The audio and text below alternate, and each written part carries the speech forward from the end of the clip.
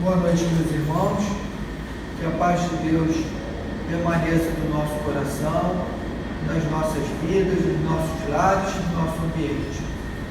Estamos mais uma vez reunidos em nome de Deus, nessa casa abençoada, que abre as portas, não as portas físicas, mas abre as portas do amor, abre as portas do acolhimento para todos nós, encarnados e desencarnados.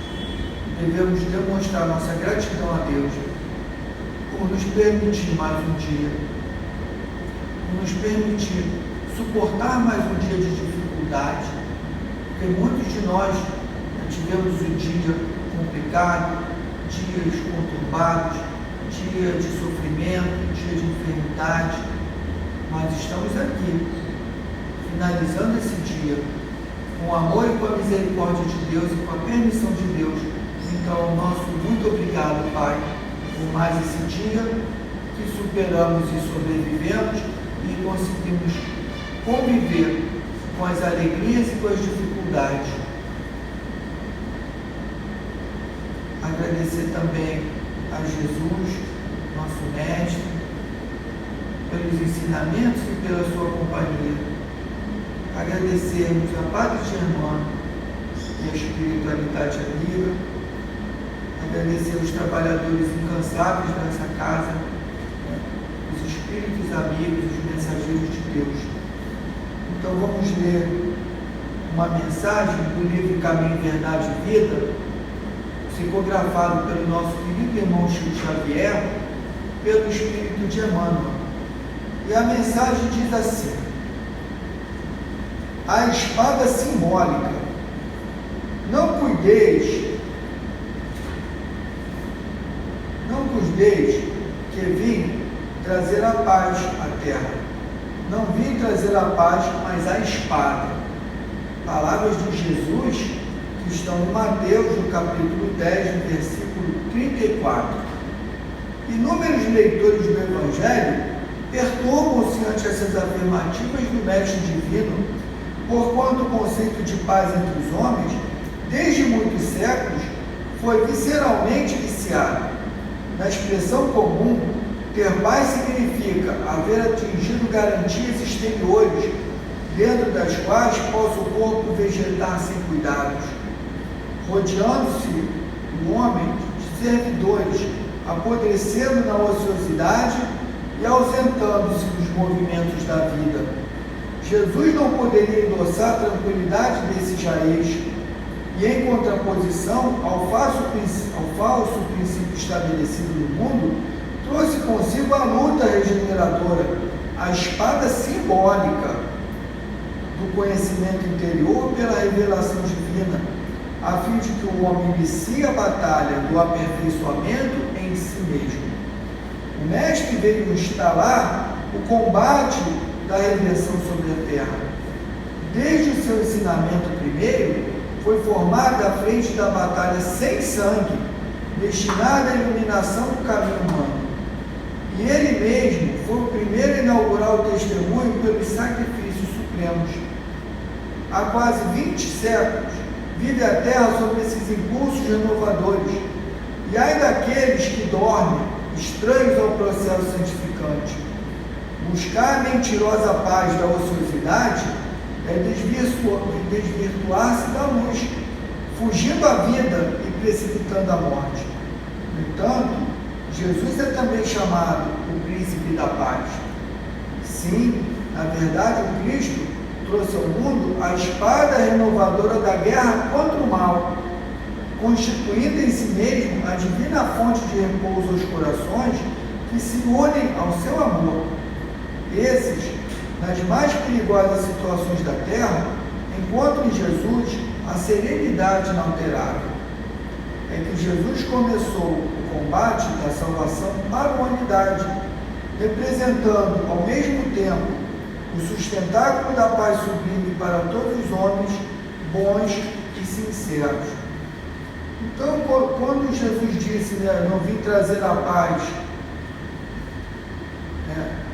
não vim trazer a paz à terra, vim trazer a espada, mas a espada que Jesus veio trazer É a espada do trabalho pelo amor. Não é a espada sangrenta, a espada da guerra, a espada do combate pelo poder, pela força. A espada de Jesus é a espada do amor. E olha, que espada difícil de lutar. Porque para a gente viver a caridade plena, para a gente se entregar ao amor ao próximo de verdade, ao amor pleno, aquele amor que não tem limite de sexo, de cor, de etnia, de classe social, se está na rua ao desamparo ou se está numa mansão. Esse amor verdadeiro de buscar aqueles que precisam, independente de quem seja, é muito difícil para nós. E essa espada, a gente ainda não consegue lutar com ela, porque ainda falta para nós muitas virtudes. Falta para nós a virtude do amor pleno, a virtude da humildade, a virtude da caridade plena. E muitas vezes nos preocupamos muito mais conosco do que com os outros. Então essa espada que Jesus nos oferece é a espada da reforma íntima. Então essa espada ela tem que ser enfiada para dentro do nosso sentimento e não para fora para atingir ninguém. Jesus não ensinou a espada para atacar, ele ensinou a espada para atacar as nossas imperfeições. Então essa ferramenta que deveríamos tê-la todos os dias, essa luta, essa guerra contra as nossas imperfeições, essa guerra pelo exercício do amor ao próximo, pela caridade, como diz a nossa doutrina, fora da caridade não há salvação. Então, meus irmãos, que possamos erguer a espada do amor para essa batalha que começa dentro de nós. Enquanto não vencermos a batalha íntima, não poderemos lutar pelo amor, pela paz de verdade no mundo, que é o respeito ao próximo, é aquele sentimento de amor verdadeiro.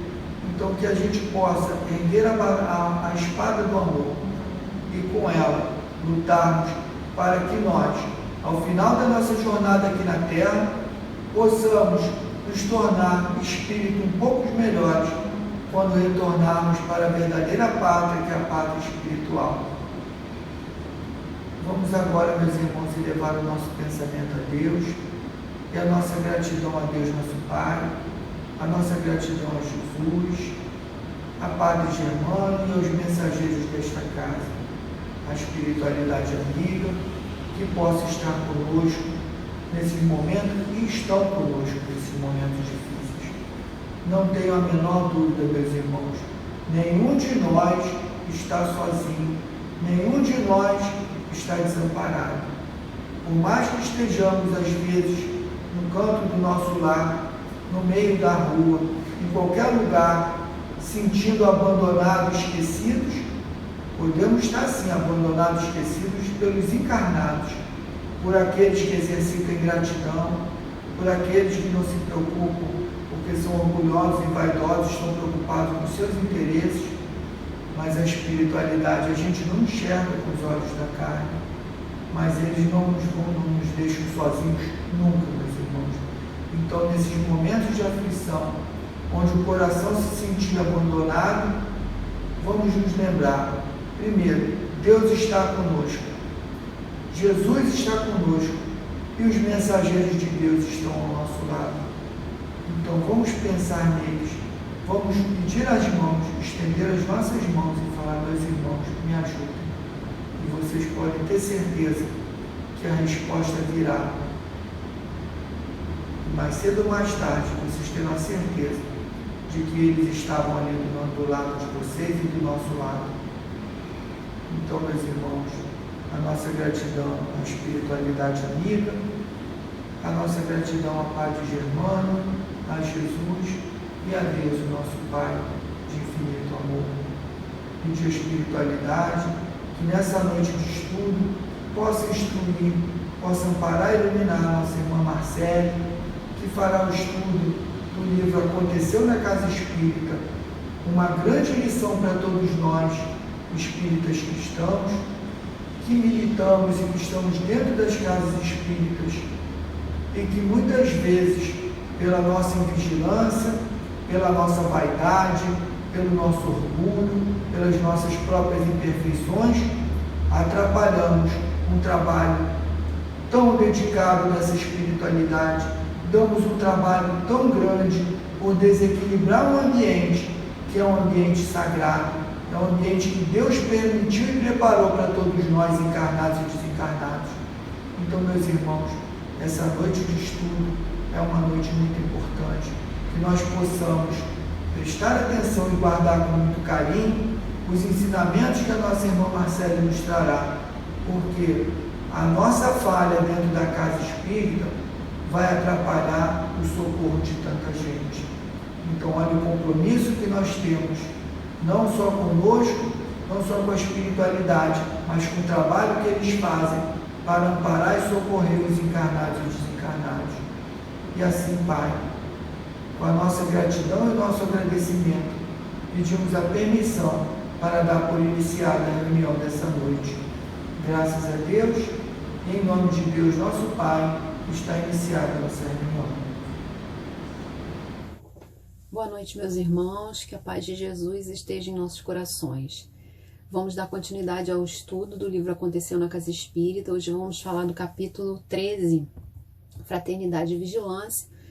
Mas lembrando, né, o estudo anterior, a gente viu a situação do Júlio César, né, estava completamente abalada, ele tinha um prazo para terminar o processo de infiltração na casa espírita, de derrubada mesmo, ele queria acabar com aquela casa espírita, e aí a casa realmente ele conseguiu, né, afastar diversos médiuns e vigilantes, a médium mais importante da casa, que realizava um trabalho excepcional na questão do atendimento fraterno, e era uma pessoa moralmente muito importante na casa. Ela foi afastada pela questão do marido. A gente teve o afastamento de diversos médiuns, a casa esteve envolvida em processos de maledicências, de brigas, de fofocas, e alguns trabalhos da casa estavam tentando ser modificados, estudos, né, pessoas querendo colocar coisas novas, confrontando com as ideias do Israel, que era o presidente doutrinário, né, que era uma pessoa antiga, mas que realizava o seu trabalho assim da melhor forma possível. Então a casa estava abalada espiritualmente, diversos asséculos do Júlio César já estavam infiltrados na casa, e o Júlio César tinha voltado lá no umbral inferior para tentar trazer mais espíritos para ajudar nessa tentativa final, né, de derrubada da casa espírita. Antes disso, o Castro e o Israel fizeram uma visita, porque a Márcia, o marido da Márcia, tinha sido internado num sanatório, e a Márcia estava muito abalada, então eles fizeram uma visita que também foi super importante para trazer a Márcia de volta aos trabalhos. A Márcia estava sem condições materiais nenhuma, todo o dinheiro que o marido recebeu na rescisão do emprego que ele perdeu, ele gastou, ele entregou tudo para a igreja, eles não tinham mais dinheiro nenhum recurso mais para tirar, ela não tinha. Então o Castro, que era o presidente da casa, e nessa visita foi importante para ele, porque ele estava sendo assediado por 5 espíritos, e ele estava invigilante, ele estava cedendo às tentações, estava muito mal-humorado, estava tendo problemas pessoais em função dessa obsessão. E aí, quando ele visita a Márcia, aquilo foi um ponto forte para ele, porque ele se sentiu tão tocado, né, pelos problemas da Márcia, por ver a Márcia tão necessitada, que desprendeu dele uma compaixão, né, e um sentimento que fez trazer a presença dos seus mentores. E esses espíritos vieram com uma luz, irradiou uma luz que esses 5 espíritos que estavam com ele saíram correndo, né, se afastaram. E ele se sentiu bem melhor, e então ele ajudou a Márcia, e a Márcia pôde voltar aos trabalhos da casa. Eles também visitaram o marido no sanatório, foram lá aplicar o passe, né? Porque também era um espírito necessitado, tinha muitos acompanhamentos espirituais ruins, né? Obsidiando o Boaventura, então eles fizeram esse trabalho lá no sanatório também. Bom, agora o capítulo 14 é a última tentativa. Então foi nesse período que Júlio César, acompanhado pelo seu exército, que ele conseguiu mais alguns espíritos para trazer para casa, porque assim, boa parte dos espíritos que estavam com eles, fora a Elvira, o Gonçalves e o Daniel, que eram os principais, os outros acabaram, boa parte deles se debandaram, ou foram ajudados, auxiliados pela própria casa espírita e foram encaminhados ao bem. Então ele precisou trazer mais gente, né? Então ele apareceu às portas da instituição e junto com esse exército, né, que ele trouxe, e diante disso, os amigos espirituais da casa, né, os mentores, os trabalhadores espirituais também perceberam, né, a invasão e preparavam-se para a resistência. Esses capítulos finais, eles são muito... A gente vai terminar o livro hoje, né? Eles são muito... A história é muito bonita, né? Porque a gente vê a transformação. E a gente vê o encaminhamento desses espíritos, né? Porque, na verdade, o mal é a ausência do bem. E acho que todo mundo busca isso, né? Encontrar esse bem que existe dentro de cada um de nós. Não há nenhum espírito que seja eternamente mal ou que vai ser condenado ao mal eternamente, né? Principalmente, isso é o que a gente entende na doutrina espírita, né? Então, o Gonçalves, que é aquele braço direito do Júlio César, analisando a situação, o Gonçalves também, ele já estava numa situação que ele não estava apoiando tanto o Júlio César como ele apoiava o Júlio César no início do seu objetivo, né? Ele começou a observar o quanto o Júlio César tinha atitudes que só pensavam nele, né? E aí ele também se confrontou com a presença do bem, né? Os espíritos começaram a auxiliá-lo, ele não deu o braço a torcer, mas ele já estava bem abalado. Então ele permanecia em profundas reflexões, mas ele cumpria ali as ordens ainda do Júlio César, organizando aquela massa de espíritos. Então, mas ele estava muito tristonho. No fundo, ele sabia, mais uma vez, que seriam impedidos de continuar, que o mandante estava profundamente cego de ódio, que era o Júlio César, além de pensar exclusivamente em si, né? O Júlio César pensava, ele tinha, a gente vai entender por quê, ele tinha uma questão pessoal com aquela casa, tá? A gente vai ver o que é isso, qual é esse problema. Então, do lado de dentro, a gente tinha a Elvira e o Daniel, que também permaneciam preocupados. Praticamente nenhum dos espíritos inferiores que estavam sob suas ordens permaneciam na casa, a maioria já tinham sido socorridos. Os subalternos de Júlio César guardavam diante da nova situação angústia e indecisão, então eles não sabiam o que ia acontecer. A Elvira, especialmente, ela se encantara com a capacidade espiritual das entidades superiores. Ela começou a despertar o amor dos irmãos maiores. Ela sentiu o coração vibrar e, no fundo, ela queria juntar-se a eles e desejava fazer brilhar a sua própria luz. Então, foi nesse instante, quando ela estava em profundo processo de introspecção, que os amigos do mais alto aproximaram-se dela, demonstrando interesse pelo coração perturbado de Elvira. Lembrando que Elvira era aquele espírito que envolveu o médium Soraya e Sérgio para que eles praticassem o adultério. Então, ela foi envolvida pelos espíritos superiores. Então, ela se sentiu envolvida por essas irradiações, ela chorou e entregou seus socorristas espirituais. Então, ela jamais imaginou que um dia uma daquelas entidades, né, iluminadas, as quais ela aprendera a odiar, né, por causa do Júlio César, pudesse acolhê-la com tal desprendimento. O Daniel, por sua vez, ele viu aquela cena, ficou espantado, né, sentiu um pouco de inveja, mas ele não teve a humildade que ela teve para aceitar, né? E aí ele resolveu fugir de si mesmo em busca do Júlio César. para narrar-lhe os acontecimentos internos. Quando ele se dirigia para a porta da saída, os instrutores da bondade barraram-lhe a fuga. Eles não deixaram ele sair. O servo das sombras esbravejou, gritou pelo seu chefe, mas foi acalmado pelos espíritos felizes, que, demonstrando-lhe a situação delicada em que se encontrava, apelaram para o intelecto do obsessor, porque o Daniel era um espírito extremamente inteligente, né? Então, evidenciando que era mais inteligente ele render-se às forças do bem do que ser aprisionado pelos mandantes do mal, porque na verdade eles fazem isso, né? Um vira escravo do outro. Então, eles mostraram que seria mais inteligente para ele ser ajudado naquele momento.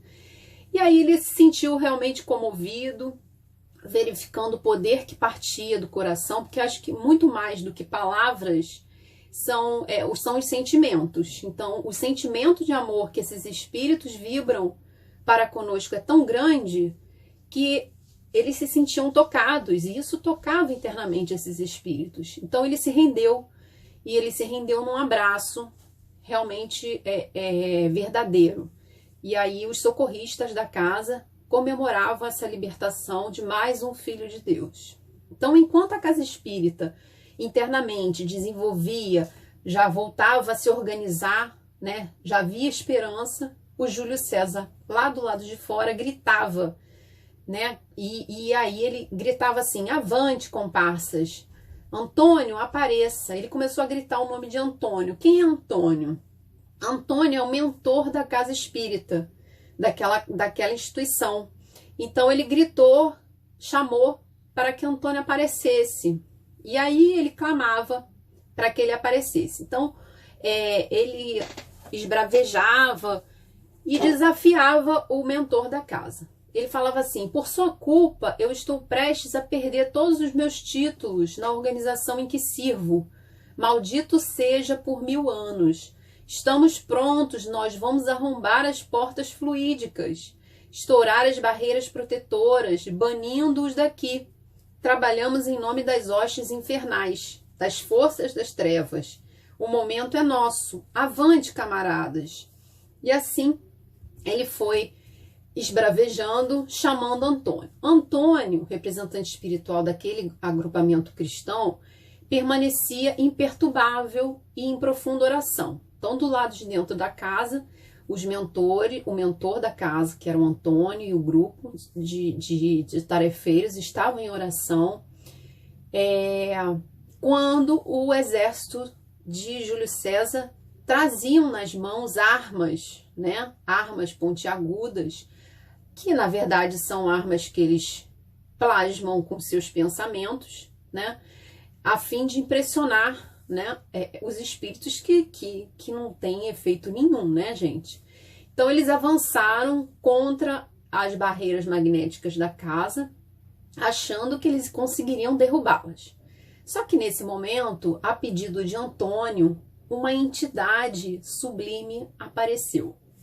Se fez visível, porque lembra, um espírito, quando ele é superior, o inferior não enxerga.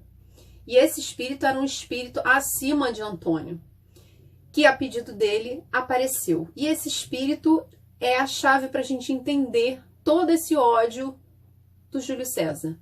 Então, diante da aparição e da intensa luz, porque o espírito era muito iluminado, a luz partia do peito e da fronte do espírito, os adversários tomaram aquele choque de luz e recuaram, paralisando o ataque.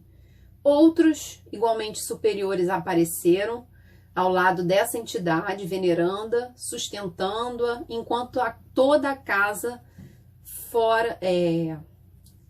estava fortemente iluminada. Milícias celestes se apresentaram prontas para servir. Então foi um verdadeiro banquete de luz, né? Do mesmo jeito que eles se armaram do lado de fora, pelo lado de dentro surgiu os guardiões da casa. Então eles falaram assim: suspenda os cordões isolantes, abra as portas fluídicas, baixe as correntes protetoras, desligue os aparelhos magnéticos e elevemos o pensamento em prece. Então vejam bem, meus irmãos, o espírito superior pediu que toda aquela barreira de proteção fosse desligada. E o que ele pediu para que fosse elevado? A oração e a prece.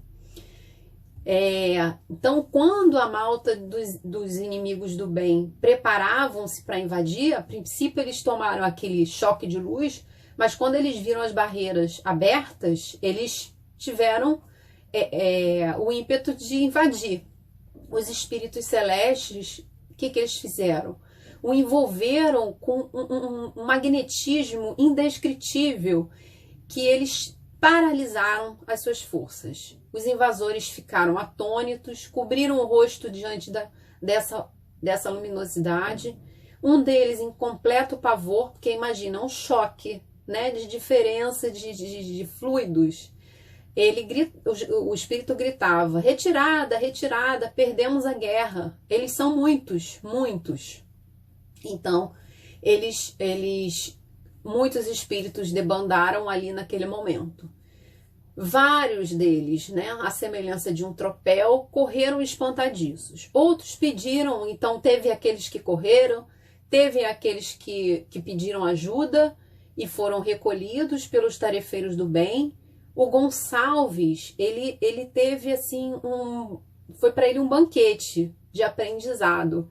Ele sentiu vibrar as entranhas da alma, recordando o atendimento amoroso que ele recebera já há algum tempo na casa, através da mediunidade, porque ele tinha sido acolhido na mediunidade através de uma médium psicofônica, e o amor que partia daqueles espíritos era tão grande que ele acabou sendo socorrido verdadeiramente, né, e se entregado à sua mudança, né, desligando-se das trevas. Então, Elvira foi socorrida, Daniel foi socorrido e Gonçalves foi socorrido. Estava agora o líder principal, que é Júlio César. Então ele se percebeu sozinho, né? Quando ele se sentiu envolvido por aquelas vibrações que conclamava ele ao crescimento, quando aqueles raios mentais penetraram-lhe, né, daqueles espíritos superiores, agitando-lhe virtudes adormecidas, ele se perturbou. E sem saber por quê, ele chorou. Foi inconsciente. Só que ele se afastou, né, ficou perambulando pelas ruas e ainda tinha um pouco dos pensamentos atormentados. Aí ele falava: aqueles malditos pensam que acabaram comigo? Quem eles acham que são? Eu faço parte de extensa organização das trevas. Como não conseguimos? Estava tudo planejado. Então ele estava ali completamente atônito. Ele achou que ele ia conseguir, mas aquele choque de vibrações ali foi muito forte. E aí ele saiu correndo e ele voltou lá para a cidade espiritual. No centro espírita, o trabalho corria de maneira satisfatória. Os espíritos amigos preparavam-se para encerrar as atividades socorristas.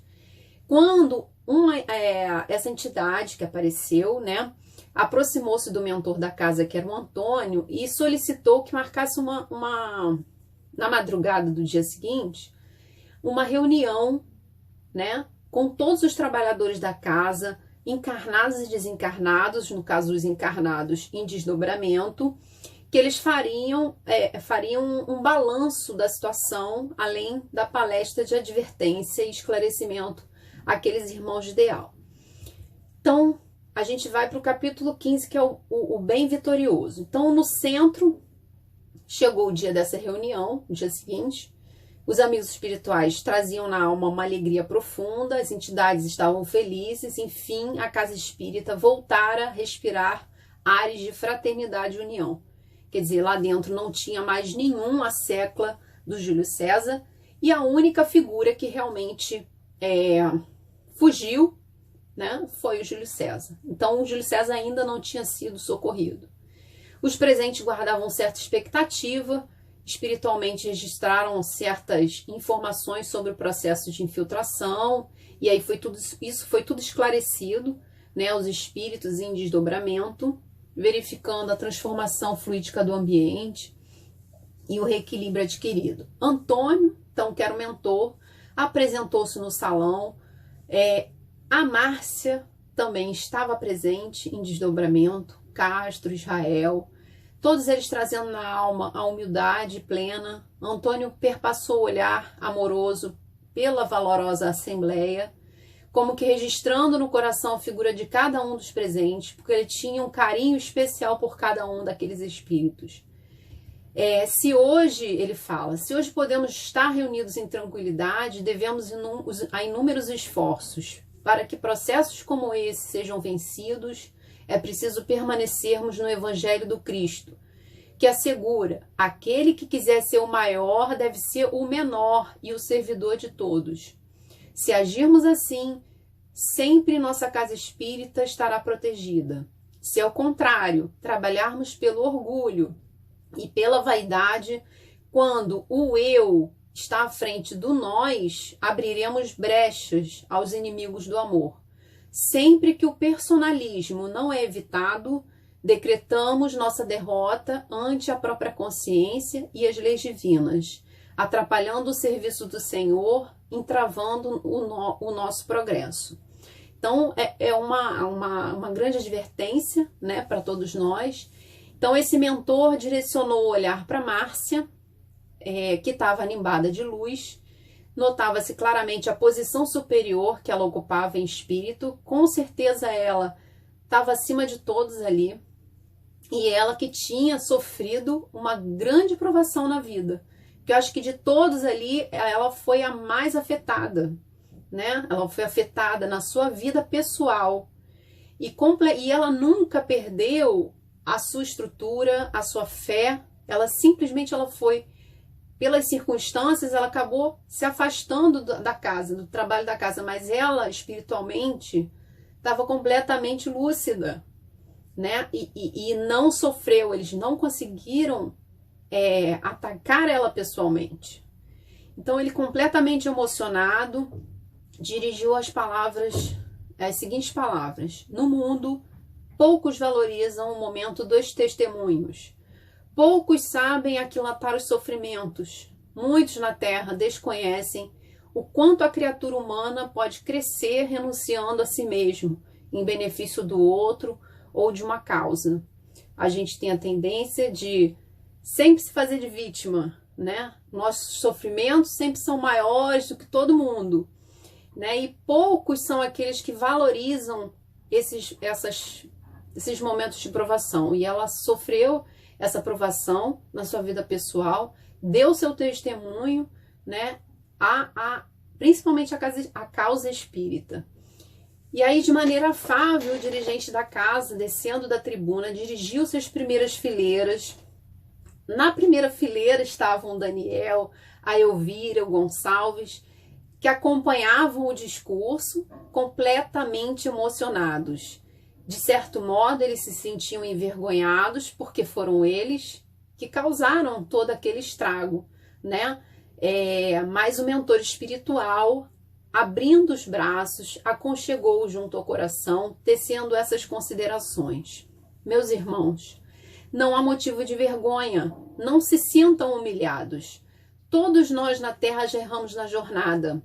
O momento é de coragem para recompor o bem, os anos dedicados à prática da maldade. Somente com esforço íntimo é que conquistamos a verdadeira liberdade.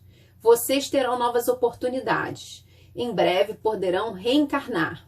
Nós, contudo, não os abandonaremos. Estaremos ligados por laços do pensamento. Agora é preciso evitar a autocompaixão, a fim de que não destrua os propósitos superiores.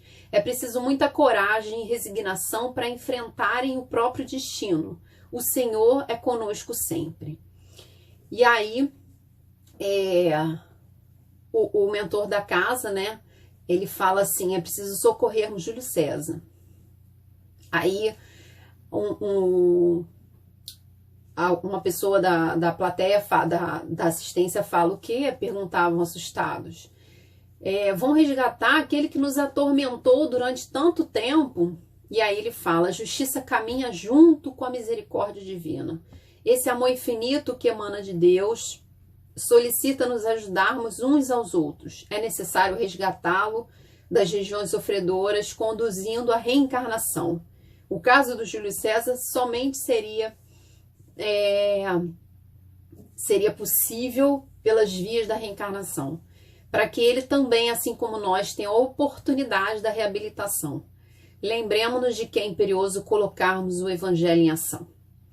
Então não é só afastar o obsessor, é socorrê-lo, é amá-lo, né? Então a gente vai para o último capítulo. Socorrendo o vencido, é o último capítulo. Então na cidade sinistra onde o Júlio César tinha ido procurar abrigo, né? A excursão da bondade, aqueles espíritos que tinham ido naquela reunião, o mentor da casa, foram atrás do Júlio César para socorrê-lo, para ajudá-lo. Então a equipe chegou lá, se colocou ao lado dele, e aí, claro que ele não percebeu, né? Por eles estarem vibrando em uma outra sintonia. E aí eles falam assim: Júlio César, meu irmão. Aí ele ouve, né, aquela voz e fala: quem tá aí? Perguntou, infeliz sem poder enxergar o amigo espiritual. É mais alguém que veio zombar de mim? Já não basta a minha derrota? Saiam todos. Eu ainda sou o dono dessa cidade. Não, meu amigo, não viemos zombar de ti, respondeu o mentor. Sabes que te amamos. Me amam? Perguntou perturbado, refletindo. Será possível? São os espíritos da luz? Fora todos vocês, não vou permitir que venham aqui rir da minha desgraça. Afastem-se de mim, fora daqui. Aí eles falam: não, irmão, não nos mande sair. Viemos para socorrer-te. Desprezo o seu socorro. Minha alma não precisa da sua piedade. Todos carecemos da compreensão divina, Júlio César. Estamos a serviço do Pai Criador. Ele se interessa muito por ti. Foi aí que vem a história do Júlio César. Então ele fala assim: pai, foi por causa do meu pai biológico que eu me envolvi nesse processo. A culpa é dele. Se me conhece, sabe que o fundador da casa da qual você é tutor espiritual, né, no caso Antônio, foi meu progenitor. Toda a atenção dele era para a doutrina. Me irritava a excessiva preocupação dele com as criaturas humanas. Era a mim que deveria endereçar todas as atenções. Perdemos anos de convivência, por isso tomei aversão pelo Cristo. Por isso me matriculei nessa organização inferior, prometendo a mim mesmo acabar com essa tolice de espiritismo que o perverteu. Odeio o meu pai, maldito seja, a culpa é dele. Então aquela casa havia sido fundada pelo pai biológico do Júlio César, tá? Então ele tinha essa raiva do espiritismo por causa da atenção que o pai despendeu durante sua vida para aquela organização, para aquela casa espírita. E aí, do mais alto, uma entidade respeitável se apresentou, que era o espírito do pai, né?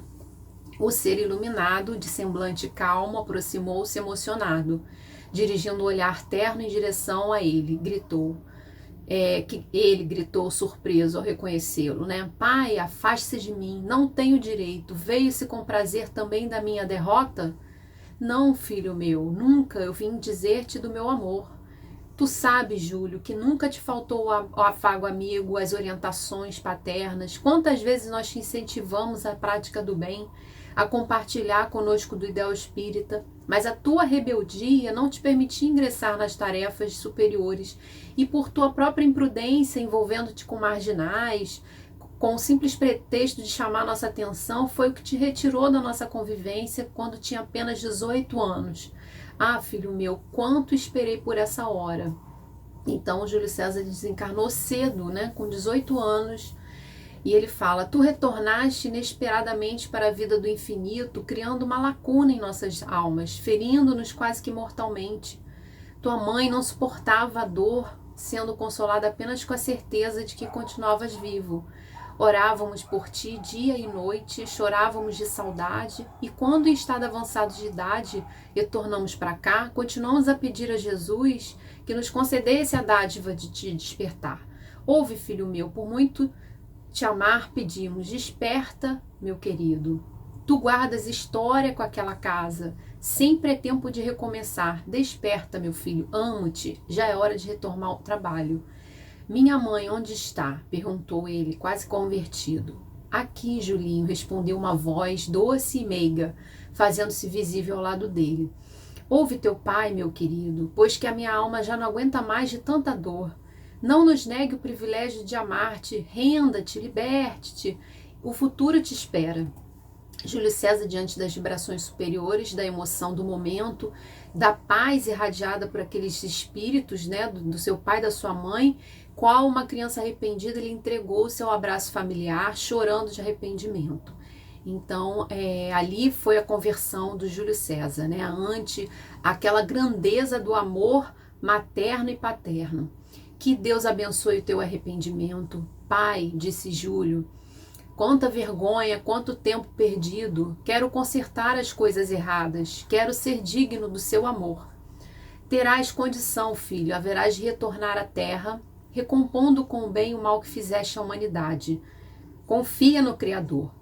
Haverás de ter Elvira como esposa e, mais tarde, Gonçalves e Daniel como filhos, a fim de reconduzires ao caminho do bem, restituindo-lhes afeto e amor.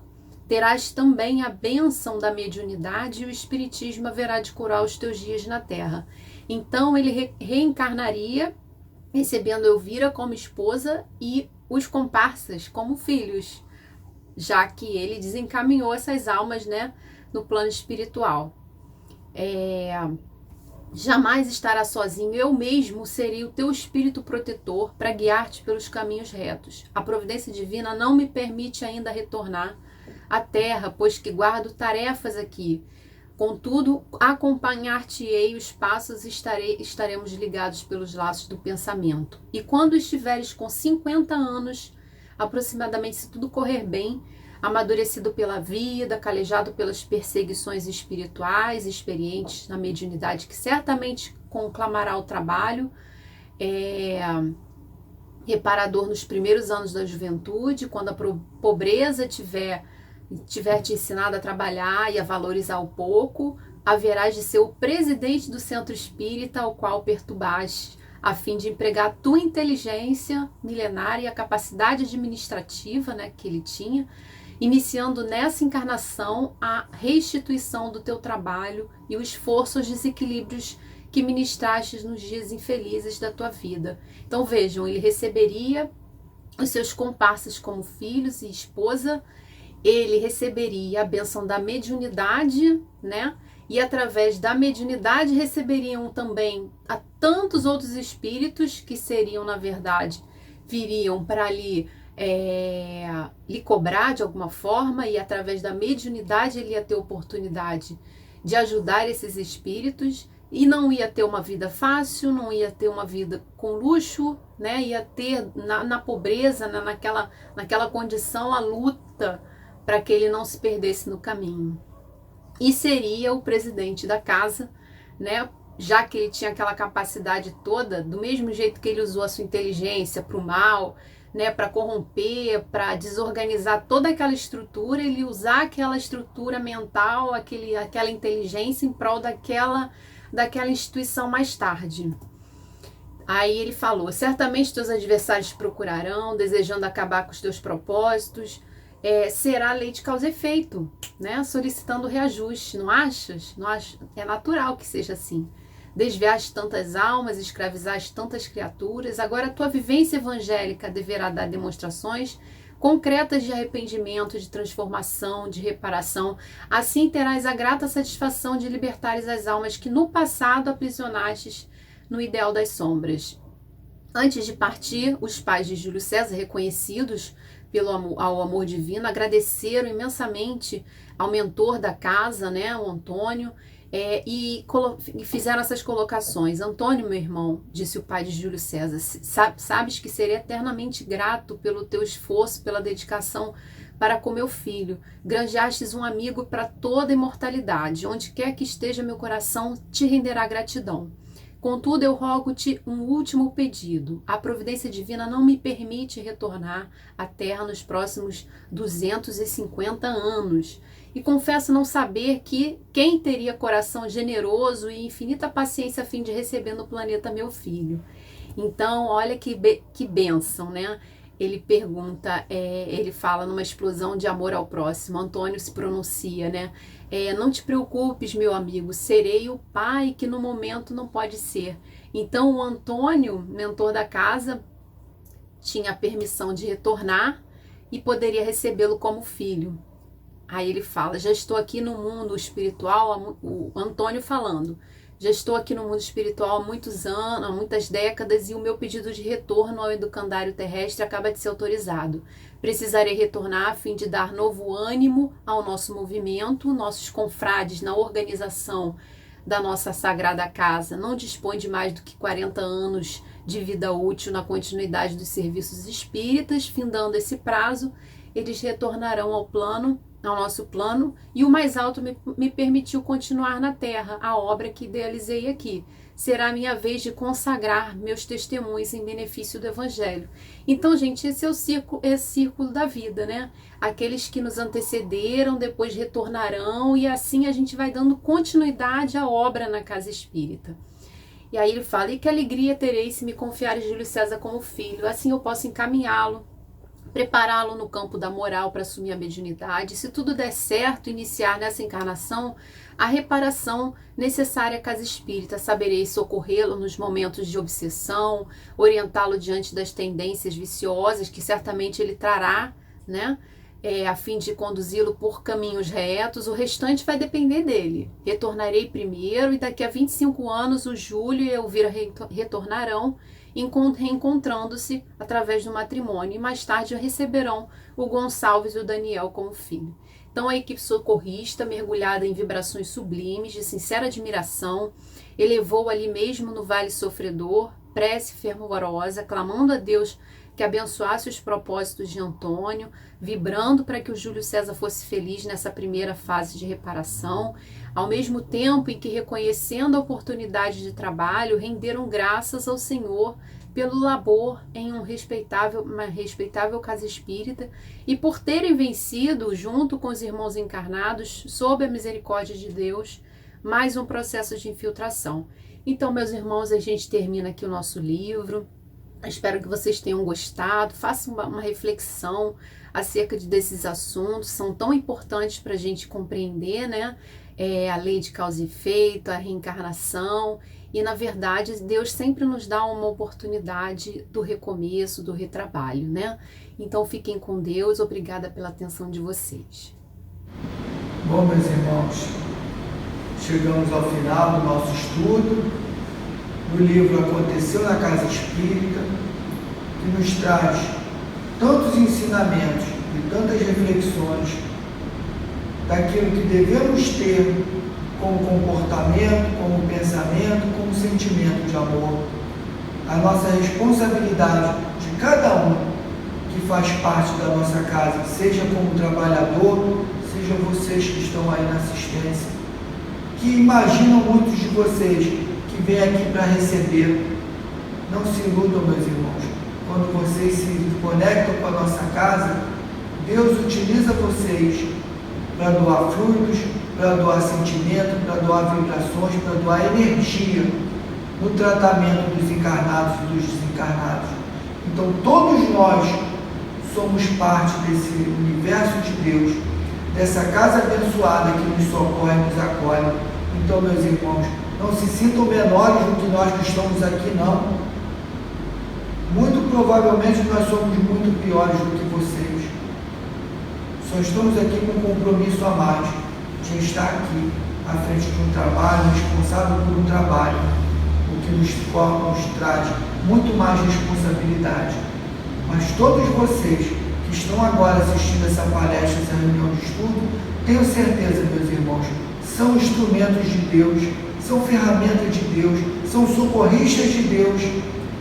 Então, vamos ter um compromisso com Deus, vamos ter um compromisso com essa casa, com o trabalho da espiritualidade desta casa, que se dedicam muito, meus irmãos. Nós não temos a noção, a gente imagina, mas não faça nem perto de tanto amor e de tanta dedicação que esses irmãos têm. Então vamos sim nos comprometer com Deus, para que possamos ser instrumentos dele, para aquelas criaturas encarnadas e desencarnadas, que também precisam de nós, como nós precisamos desta casa, como nós precisamos da espiritualidade desta casa, como nós precisamos de Jesus, nosso mestre, o nosso médico dos médicos, e precisamos do amor e da misericórdia de Deus.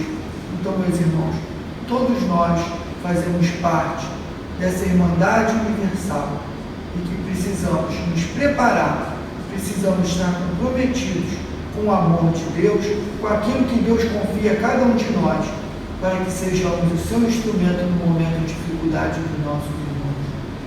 Então, Pai, agradecidos por mais essa noite de estudo, agradecidos, Pai, por mais esse momento, pedimos a Tua permissão para dar por encerrada a reunião dessa noite. Graças a Deus, em nome de Deus nosso Pai, está encerrada a nossa reunião.